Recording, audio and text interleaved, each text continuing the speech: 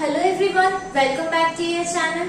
आज के वीडियो में हम डिस्कस करेंगे पोटेंशियल एंड कैपेसिटेंस इस चैप्टर के सेकंड पोर्शन। ओके, फर्स्ट जो चैप्टर है क्लास 12 का वो हम डिस्कस कर चुके हैं, इलेक्ट्रिक फील्ड एंड चार्जेस, वो हम डिस्कस कर चुके हैं। अब सेकंड चैप्टर चल रहा है। सेकंड चैप्टर का फर्स्ट पार्ट हम ऑलरेडी डिस्कस कर चुके हैं, अब चैनल के वीडियो में आपको मिल जाएगा।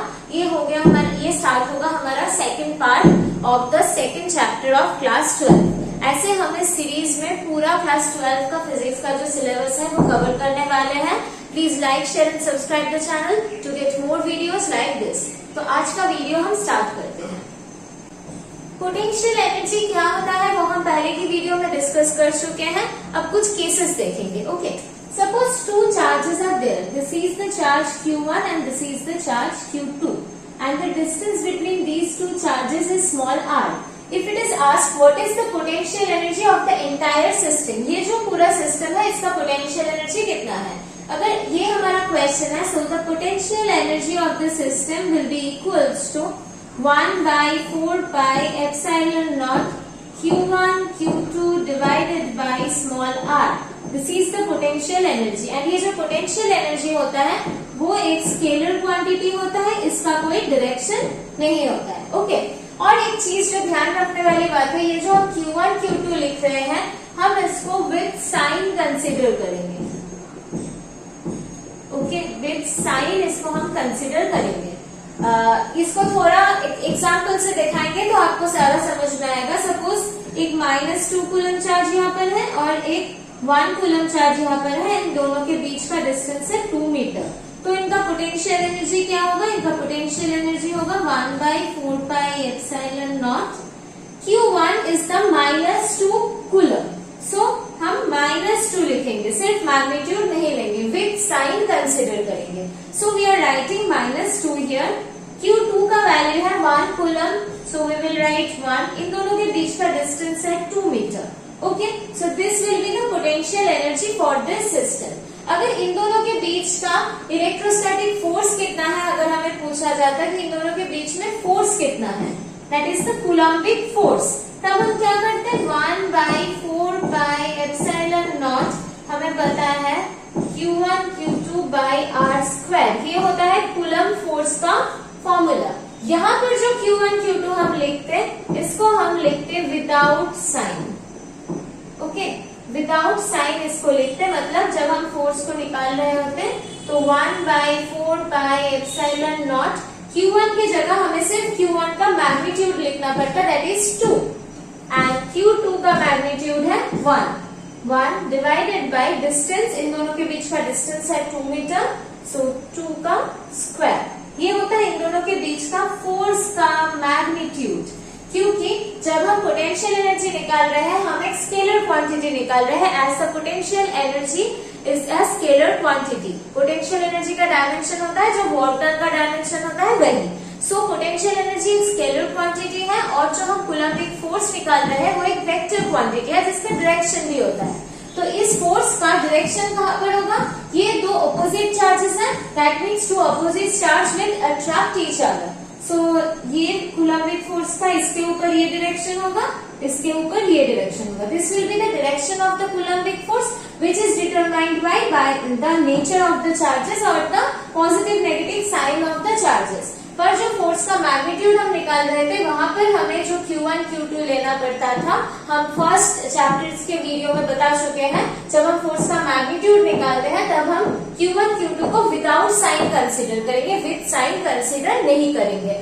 साइन के हिसाब से हम अट्रैक्टिव फोर्स और रिपल्सिव फोर्स डिसाइड कर लेंगे, पर जब मैग्नीट्यूड निकालेंगे तब Q1 Q2 का साइन कंसीडर नहीं करेंगे, राइट। बट ये जो पोटेंशियल एनर्जी का फॉर्मूला मैंने अभी लिखा है, यहाँ पर जो Q1 Q2 है वो हम विद साइन कंसिडर करेंगे। अगर -2 कूलम चार्ज है तो यहाँ पर -2 ही लिखेंगे, सिर्फ 2 नहीं लिखेंगे। This is the basic difference. I hope आपको ये कंफ्यूजन नहीं होगा कि कहाँ पर साइन लेना है और कहाँ पर साइन नहीं लेना है। अगर कूलम्बिक फोर्स के बारे में आपको ज्यादा जानकारी नहीं है, कंसेप्ट क्लियर नहीं है, then go to the previous videos in the channel, आपका पूरा चैप्टर डिटेल में मिल जाएगा। Okay, now we will move to the next part. यहाँ पर सिर्फ 2 चार्ज को देके हम दिखा चुके हैं कि पोटेंशियल एनर्जी कैसे निकालेंगे। अब 3 चार्ज 4 चार्ज ज्यादा चार्ज होगा तो सिस्टम का पोटेंशियल एनर्जी क्या होगा वो हम दिखाएंगे। सपोज 3 चार्जेस आर देयर, ये एक चार्ज है Q1, ये एक चार्ज है Q2 और ये एक चार्ज है Q3। ये Q1 एंड Q2 के बीच का जो डिस्टेंस है this is R12, Q1 and Q3 का बीच का जो डिस्टेंस है that is R13 and Q2 and Q3 के बीच का जो डिस्टेंस है दैट इज R23। ओके, ये पूरा सिस्टम का पोटेंशियल एनर्जी हमें निकालना है। तो हम क्या करेंगे, the potential energy of the system is equals to 1/4πε0 first Q1 into Q2 divided by इन दोनों के बीच का distance that is R12 plus then आ जाता है Q2 इंटू Q3 और इन दोनों के बीच का डिस्टेंस Q2 और Q3 के बीच का डिस्टेंस है R23, so this will B R23 plus Q3 and Q1 इन दोनों के बीच का डिस्टेंस है R13, so Q3 Q1 divided by R13. This will be the potential energy for the entire system. सारे कॉम्बिनेशन हमें लेना है, Q1 Q2 Q1 Q3 Q2 Q3, सारे चार्ज के बीच का जो कॉम्बिनेशन है ये हमें कंसीडर करना है और उसके रेस्पेक्टिव डिस्टेंस से डिवाइड करना है। Okay, this is the thing. अब हम देखेंगे अगर 4 चार्जेस हो तो हम पोटेंशियल एनर्जी कैसे निकालेंगे। ओके, यहाँ पर भी Q1 Q2 Q3 सारे विद साइन हम पुट करेंगे, माइनस प्लस यहाँ पर पुट कर सकते हैं। Okay, now we will move that 4 charges हैं और उसका हमें उस पूरे सिस्टम का हमें पोटेंशियल एनर्जी निकालना है। So let's see, 4 charges are present here, Q1 Q2 Q3 Q4। Q1 and Q2 के बीच का डिस्टेंस है R12, Q2 एंड Q4 के बीच का डिस्टेंस है R24, Q3 एंड Q4 के बीच का डिस्टेंस है R34, Q1 एंड Q3 के बीच का डिस्टेंस है R13 and Q1 and Q4 के बीच का डिस्टेंस है R14 and Q2 and Q3 के बीच का डिस्टेंस है R23। ओके, सबके बीच का डिस्टेंस हम मेंशन कर चुके हैं। अब इस पूरे सिस्टम का हमें पोटेंशियल एनर्जी निकालना है। पहले हम देख लेंगे कितना कॉम्बिनेशंस बन रहा है। फर्स्ट जो कॉमन टर्म होता है 1/4πε0 वो हम लिख चुके हैं। फिर हम देखेंगे कितना कॉम्बिनेशन बन रहा है। Q1 Q2 is the first combination, Q1 Q2 plus Q2 Q3 is the second combination plus Q3 Q4 is the third combination plus Q4 Q1 is the fourth combination plus Q1 Q2 Q2 Q3 Q3 Q4 Q1 Q4 ये सारे हो चुके हैं। कौन सा combination अभी तक नहीं हुआ है, दैट इज Q1 Q3, ये कॉम्बिनेशन अभी तक नहीं लिखे हैं हम, दैट इज Q1 Q3। और देख लेते हैं और कुछ कॉम्बिनेशंस बाकी रह गया है कि नहीं, दैट इज Q2 Q4, ये कॉम्बिनेशन भी अभी तक हम नहीं लिखे हैं, Q2 Q4। अभी देख लो इस चार्ज को लेके और कोई कॉम्बिनेशन क्या हम बना सकते हैं। ये जो Q1 Q2 Q3 Q4 ये 4 चार्जेस हैं, इस 4 चार्जेस को लेके हम क्या और कोई कॉम्बिनेशन बना सकते हैं। Q1 Q2 Q2 Q3 Q3 Q4 Q4 Q1 Q1 Q3 Q2 Q4 सारे कॉम्बिनेशन हो चुके हैं। अब Q1 Q2 के बीच का डिस्टेंस है R12, Q2 Q3 के बीच का डिस्टेंस है Q2 Q3 के बीच का डिस्टेंस है R23, Q3 Q4 के बीच का डिस्टेंस है R34, Q4 Q1 के बीच के डिस्टेंस है R14, Q1 Q3 के बीच का डिस्टेंस है R13, Q2 Q4 के बीच का डिस्टेंस है R24, राइट। तो ये बन गया हमारा पोटेंशियल एनर्जी का एक्सप्रेशन। सो जितना सारा चार्ज देंगे, हमें 5, 6 और ज्यादा चार्ज दे सकते हैं, हमें all possible combination of charge को ऐसे करके कंसिडर करना है। आई होप आपको ये प्रोसीड्यूर समझ में आया होगा। अब हम नेक्स्ट टॉपिक पे मूव करते हैं। नेक्स्ट टॉपिक पे हम डिस्कस करेंगे what is equipotential surfaces. Okay, so next move to the next topic. अगर आपको कुछ डाउट है then please write in the comment section. Like, share and subscribe the channel to get more videos like this. हम पूरा class 12 का chapter ऐसे complete करने वाले हैं, तो stay tuned with us. We are moving to the next topic, that is equipotential surface. Now we will discuss the topic equipotential surface. What is equipotential surface? ऐसे किसी surface को हम equipotential surface कहते हैं जिस surface पे potential का value same होता है। Suppose we are telling that this surface is a equipotential surface. इसका मतलब है इस surface के सारे point पे potential का value same होगा। Okay, that is known as the equipotential surface. So what is the definition of equipotential surface? Equipotential surface is an imaginary surface on which at every position the value of the potential is same, unchanged. That is known as the equipotential surface. तो हम एक दो example से discuss करेंगे तो आपको समझ में आ जाएगा। हम ऑलरेडी डिस्कस कर चुके हैं कि किसी पॉइंट चार्ज के लिए पोटेंशियल का वैल्यू कैसे निकालते हैं। सपोज एक पॉइंट चार्ज Q यहाँ पर प्रेजेंट है, r डिस्टेंस दूर एक पॉइंट है P। अगर ये पूछा जाए what is the potential at point P, then what will we write? We know that potential at point P is equals to 1/4 pi epsilon naught Q divided by R। This is the formula of the potential due to a point charge. Okay, so अगर हम यहाँ पर एक और point ले, यहाँ पर r distance दूर, that is Q point, same VQ का वैल्यू भी हम क्या लिखेंगे? VQ is equals to 1/4 pi epsilon naught Q divided by R, right. ऐसे r डिस्टेंस दूर किसी भी पॉइंट को ले लें हम, r डिस्टेंस दूर, पोटेंशियल तो सेम ही आने वाला है, राइट। और हमें पता है जो पोटेंशियल होता है वो एक स्केलर क्वांटिटी होता है। We have already discussed that potential energy, potential, ये सारे क्वांटिटी स्केलर क्वांटिटी होते हैं, इनका कोई डायरेक्शन नहीं होता है, राइट। सो यहाँ पर r डिस्टेंस दूर, Q से r डिस्टेंस दूर, सारे पॉइंट का पोटेंशियल का वैल्यू यही होने वाला है।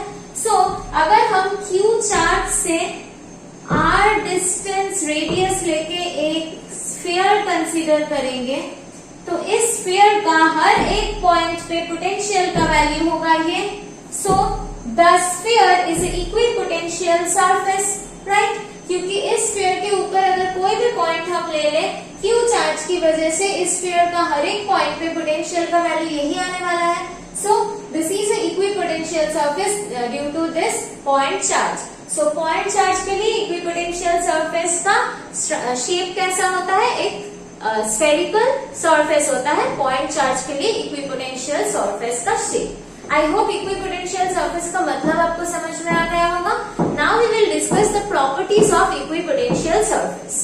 The first property is the potential difference on the equipotential surface. The potential difference between 2 points on the equipotential surface is equals to 0, right?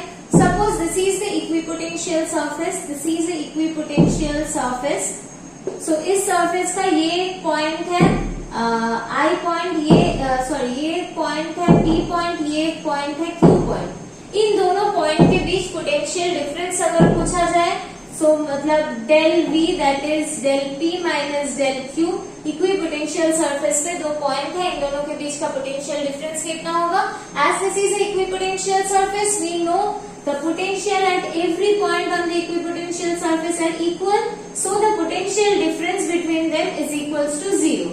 So equipotential surface के ऊपर किसी भी दो पॉइंट का जो पोटेंशियल डिफरेंस है वो 0 होता है। ओके, नेक्स्ट प्रॉपर्टी आ जाते हैं। अगर किसी इक्विपोटेंशियल सरफेस के ऊपर एक पॉइंट है I पॉइंट, एक पॉइंट है F पॉइंट, मतलब हम किसी चार्ज को इस इनिशियल पोजीशन से इस फाइनल पोजीशन पे लेके जा रहे हैं ऑन इक्विपोटेंशियल सरफेस।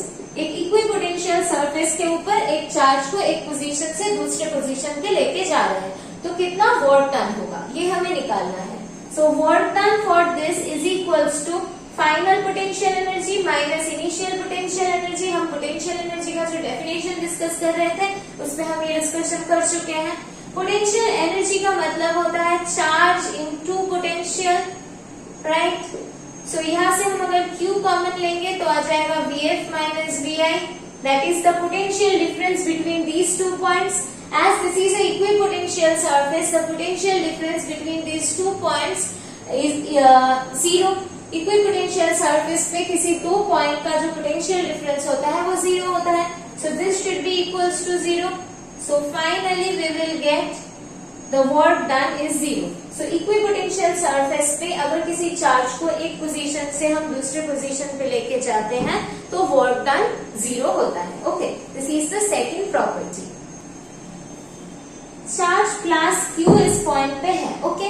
हमें पता है प्लस Q चार्ज से इलेक्ट्रिक फील्ड कैसे निकालता है, outward, right. So this will be the electric field vectors from this plus Q charge, okay. ये हम इलेक्ट्रिक फील्ड वेक्टर्स ड्रॉ कर रहे हैं for this plus Q charge. अब इस चार्ज के r1 डिस्टेंस दूर अगर हम एक स्फीयर कंसीडर करेंगे तो इस स्फीयर का पोटेंशियल होगा 1/4πε0 Q/r1, राइट। इस स्फीयर का हर एक पॉइंट पे यही पोटेंशियल होने वाला है। So this will be the equipotential surface. Another एक और इक्विपोटेंशियल सरफेस हम ड्रॉ कर सकते हैं। सपोज ये r2 डिस्टेंस दूर है तो इस r2 डिस्टेंस दूर सपोज हम लिख रहे हैं यहाँ पर, ये डिस्टेंस सपोज r1 है और ये डिस्टेंस सपोज r2 है। तो ये जो फर्स्ट स्फीयर है इनके ऊपर जो पोटेंशियल का वैल्यू होगा वो होगा 1/4πε0 Q/r1 और ये जो सेकेंड सरफेस है इसके ऊपर जो पोटेंशियल का वैल्यू होगा वो होगा 1/4πε0 Q/r2। This will be the potential, right. So ये फर्स्ट वाला एक इक्विपोटेंशियल सरफेस है, ये सेकंड भी एक इक्विपोटेंशियल सरफेस है। ऐसे हम बहुत सारे इक्विपोटेंशियल सरफेस ड्रॉ कर सकते हैं। यहाँ पर हम देख रहे हैं कि R2 is greater than R1, R2 का जो लेंथ है that is greater than R1। सो हम यहाँ से लिख सकते हैं जो लार्जर क्वांटिटी यहाँ पर डिनोमिनेटर में है तो this will be shorter, so this will be smaller. So यहाँ पर हम लिख सकते हैं so V2 is less than V1, right. So electric field vector जिस तरफ जा रहा है, इलेक्ट्रिक फील्ड वेक्टर जिस तरफ प्रोग्रेस कर रहा है उस तरफ पोटेंशियल का वैल्यू कंटिन्यूअसली डिक्रीज हो रहा है, राइट। सो अगर किसी पॉजिटिव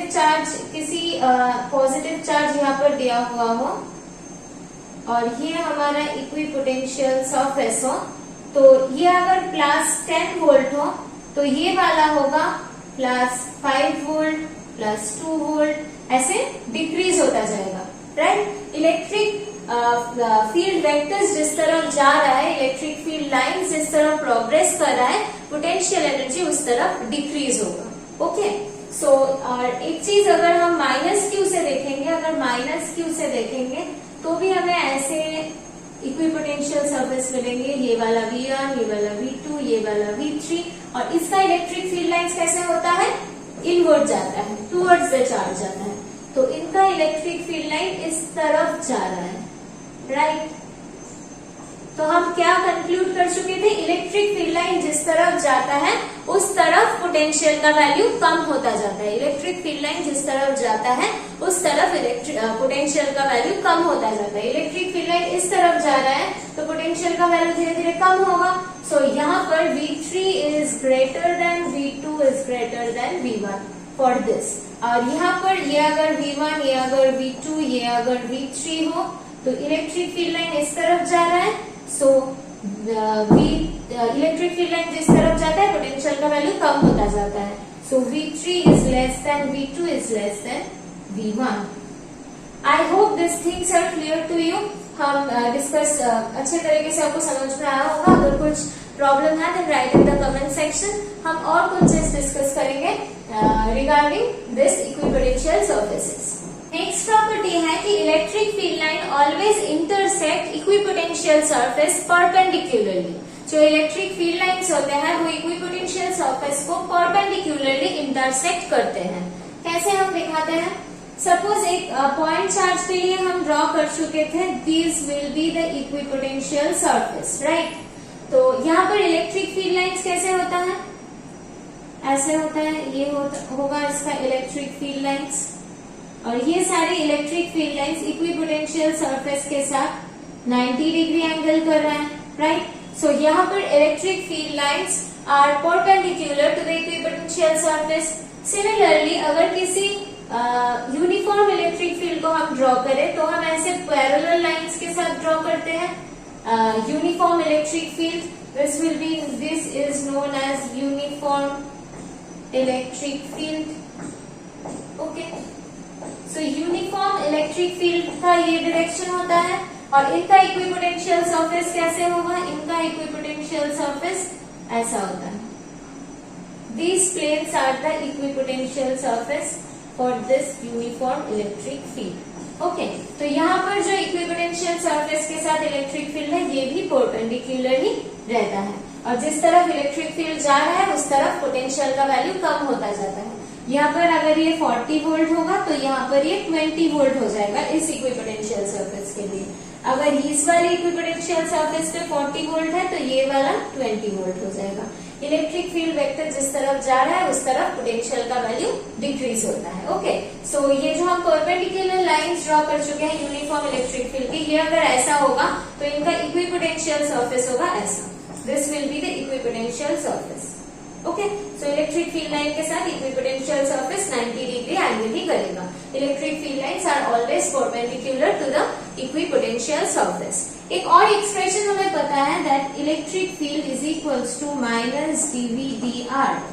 ओके, सो अगर कहाँ पर इलेक्ट्रिक फील्ड लाइन अगर किसी पॉइंट किसी रीजन पे पोटेंशियल का वैल्यू कांस्टेंट होता है, इफ V इज कांस्टेंट, अगर पोटेंशियल का वैल्यू किसी रीजन पे कांस्टेंट होता है, if V is constant, then we can say that electric field will be equals to 0 for that region. Okay, V अगर कांस्टेंट होता है तो इलेक्ट्रिक फील्ड का वैल्यू 0 होता है। We can conclude this from this expression. ये expression का derivation हम प्रीवियस वीडियो में कर चुके हैं।